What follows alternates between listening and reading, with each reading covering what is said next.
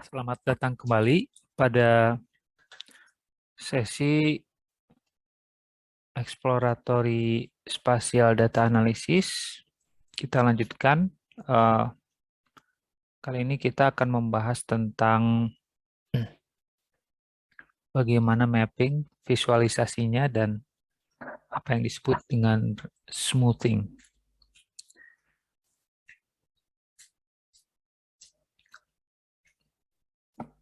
Dalam spasial epidemiologi, tentu saja eksplorasi data yang memiliki sekali lagi informasi spasial direpresentasikan dalam bentuk peta. Di sini kita lihat sebagai contoh, di sebelah kiri kita melihat bagaimana peta bisa disajikan dalam bentuk kuantil dengan data yang bersifat raw, artinya jumlah kasus. Seperti di sini, malaria direpresentasikan dalam jumlah kasus dengan 4 kategori. Opsi lain sebetulnya dalam melihat distribusi penyakit di daerah adalah dengan membuat peta standar deviasi. Dengan demikian kita bisa melihat mana daerah-daerah yang dianggap lebih banyak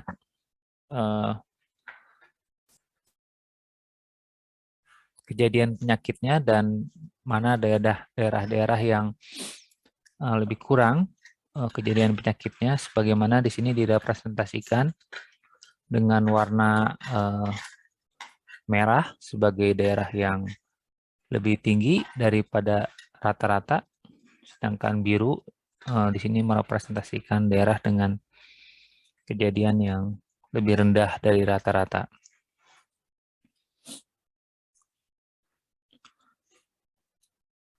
Selain itu, kita juga bisa melihat bahwasanya dalam proses eksplorasi data spasial ini, seringkali kita perlu melakukan visualisasi dari nilai-nilai yang tentu saja salah satunya adalah untuk melihat nilai-nilai yang cukup ekstrim, di mana kita lihat di sini sebagai contoh pada kotak kiri atas kita akan melihat titik atau data point di mana di sini memiliki nilai ya crime atau kejahatan yang praktis tinggi. Dimana kalau kita select ya titik-titik ini, maka dalam aplikasi salah satunya di sini terlihat aplikasi ini bisa membantu kita untuk men-highlight di daerah mana saja terdapat angka kejadian kriminal atau crime yang relatif lebih tinggi. Ya, dan ini seleksi ini kemudian juga bisa kita visualisasikan dalam histogram, di mana selected features di sini berwarna kuning dan merepresentasikan angka kejahatan atau crime yang paling tinggi. Dan ketika kita membuka tabelnya, ini yang disebut dengan attribute table, maka kita lihat di sini juga terseleksi sesuai dengan poin kuning di sini yang merepresentasikan di dalam peta gambarannya ada di lokasi sentral ya, di tengah. Ini adalah upaya eksploratory yang bisa kita lakukan dengan data spasial yang mengkombinasikan bukan hanya peta, tapi juga scatter plot sebelah kiri atas, kemudian histogram sebelah bawah, dan table. Ya, ini yang disebut dengan proses brushing and linking. Ya, di sini sebagai contoh adalah kejadian kejahatan di London, United Kingdom.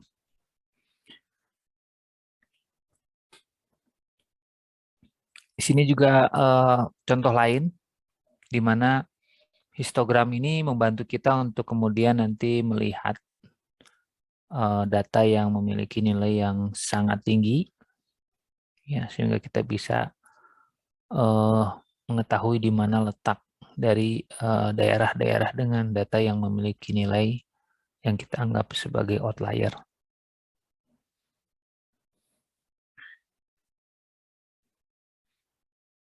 Selain dengan histogram, ada kalanya kita juga bisa melakukan eksplorasi dengan menggunakan box plot, di mana box plot ini kita lihat di sini memperlihatkan kita ketahui ada nilai outlier di atas ini, di mana di dalam keterangan box map pun terlihat di sini bahwa terdapat upper outlier sebanyak satu data ya, yang ditandai dengan warna merah di sini ya. Jadi ini satu blok data yang memiliki nilai upper outlier. Dari sini kita akan berlanjut kepada apa itu yang disebut dengan smoothing. Kalau kita lihat di dalam data-data spasial, ada variasi dari data yang tidak kita kadang-kadang atau bahkan sering kita hadapi, di mana karena perbedaan sampel pada tiap daerah atau unit observasi atau unit analisis, menjadikan varians dari data menjadi cukup besar. Dengan demikian, ini nanti akan mempengaruhi analisis statistik yang kita lakukan, di mana terdapat variance instability, dan salah satu upaya untuk menstabilisasinya adalah dengan kita menggunakan teknik smoothing, ya. Terutama kita ketahui kalau ada unit analisis atau daerah-daerah tertentu di mana terdapat jumlah observasi yang tidak terlalu besar atau kecil, ya, seperti jumlah penduduk yang lebih kecil dibanding yang lain, ini akan mempengaruhi variance stability-nya. Sebagai contoh, kita bisa melakukan dua macam smoothing, yaitu empirical based smoothing, di mana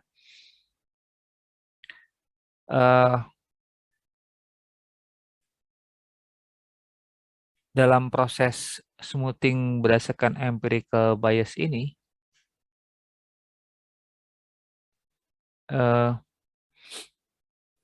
dilakukan perhitungan, ya,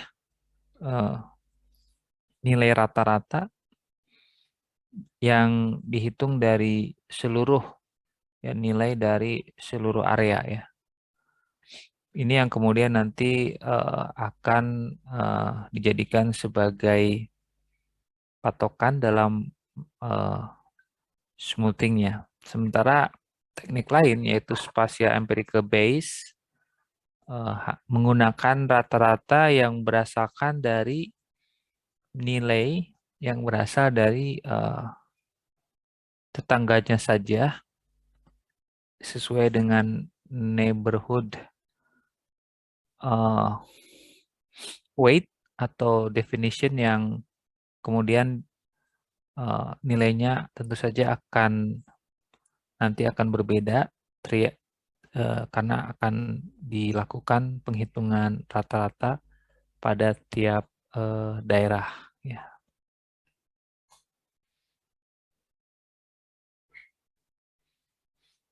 Ini sebagai ilustrasi, ya, bagaimana smoothing itu dilakukan.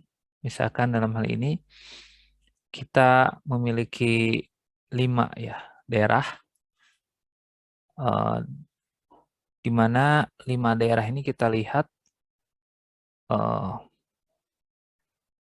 daerah 1 dengan angka 5 daerah 2 dengan angka 7, nilai 7, dan daerah 3 dengan angka 9, dan seterusnya. Ini adalah raw data ya dari daerah-daerah tersebut. Nah, dengan rate yang sebagaimana kita lihat di sini ya, di tabel, bisa kita lihat juga bahwa area 1 memiliki rate 5, sebagaimana kita lihat juga di peta. Dan di sini kita juga bisa melihat di sini ada average ya, nilai average. Gimana kalau kita lihat di sini, average dari semua ini adalah dinyatakan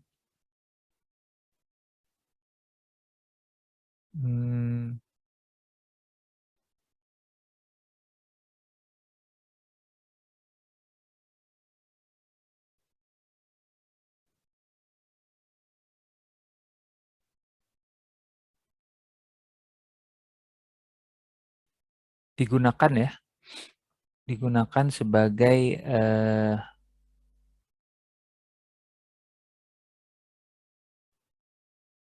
rata-rata dari semua daerah yang bertetangga. Di mana di sini ada matriks. Kalau kita lihat, matriks ini memperlihatkan hubungan neighborhood ketetanggaan dari satu dengan yang lainnya. Ya. Jadi mulai 1 sampai 5 di sini ke bawah. Ke kanan ini 1 sampai dengan 5.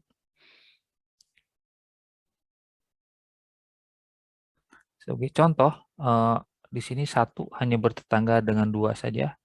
Dengan demikian di sini sel 1 hanya bertetangga dengan sel 2 saja. Ya. Dengan yang lain kalau tidak bertetangga ini menjadi 0 ya. Sehingga bobotnya dia hanya membagi 2, yaitu dirinya dan dengan tetangganya begitu. Kemudian kalau kita lihat di sini wilayah 2 itu punya tetangganya adalah 1, 2, 3, dan 4 ya. Maaf, tetangga regional nomor 2 ini adalah nomor 1, nomor 3, nomor 4, dan nomor 5. Sehingga dia punya 1, 2, 3, 4 tetangga, sehingga kelima ini kemudian menjadikan bobotnya sama ya, 0,2.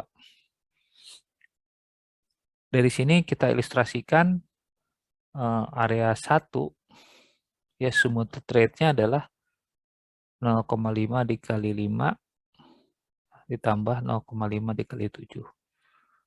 Ya, kemudian ini menjadi nilai dari smoothed rate-nya. Sementara wilayah 2 ya, kita lihat di sini yang asalnya rate-nya 7. Ini 7 ini dijadikan 0,2 saja. Ya. Karena dibagi 5 ya. Kemudian 0,2 ini kali 5 tetangga nomor satunya. Kemudian 0,2 kali 9 ini tetangga wilayah 3. 0,2 dikali 12 ini adalah nilai dari tetangga wilayah 4. Dan 0,2 dikali 11 ya, 11 ini adalah nilai dari wilayah 5. Sehingga kalau ini dihasilkan nilai 8,8. Ya. Dan begitu juga dengan wilayah 3 ya, kita lihat lagi wilayah 3 ini memiliki tetangga nomor 2 dan nomor 4. Jadi ada 3 ya. Sehingga kalau 3 ini dibagi 3, 1 dibagi 3 menjadi 0,33 ya, masing-masing bobotnya dikalikan dengan masing-masing ya, 9 ya dikalikan 7 dan dikalikan 12 ya. 9, 7 dan 12 ya. Oke, sehingga nilainya adalah 9,24. Dan inilah nanti yang dilakukan, inilah yang akan digunakan ya, nilai smooth rate-nya ini, bukan nilai dari rate-nya. Kita lihat di sini, nilai-nilai yang ekstrim memang akan tertarik ya ke arah mean, ya, ke arah tengah, ya, yang asalnya 12 menjadi 9,7. Sebaliknya yang paling rendah juga akan tertarik ke arah mean, ya menjadi 6 gitu, lebih naik. Jadi ini adalah hasil dari rate smoothing ya, di mana sekali lagi semua tertarik ke arah tengah, ya sehingga ini akan dianggap nanti dapat mengurangi variance instability. Dengan demikian kita juga perlu nanti melihat konsekuensi dari interpretasi ya, ketika kita lakukan rate smoothing bahwa yang kita smoothing ini nilainya tidak sesuai dengan aslinya. Ini contoh rate smoothing dari drug utilization rate ya, penggunaan obat-obatan sebagai contoh ya.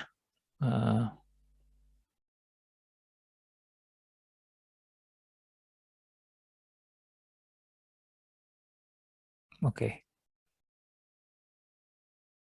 Di sini dapat kita lihat dengan efek dari smoothing, angka-angka yang ekstrim ini kemudian akan jauh berkurang, sehingga kita lihat dengan baik dengan empirical base ataupun special empirical base, variansnya akan tentu saja jauh berkurang dibandingkan dengan raw rate, di mana terdapat nilai-nilai yang jauh lebih tinggi ya. Ini perbandingan kalau kita menggunakan smooth rate dengan spatial empirical bias ya, dengan raw rate. Ya, di mana di sini nampak ada perbedaan ya, interpretasi yang bisa kita lakukan dengan smooth rate. Demikian salah satu sesi kita dalam exploratory spatial data analysis, di mana menjadi bagian penting dari exploratory step untuk melihat sekali lagi apakah data-data yang ada bersifat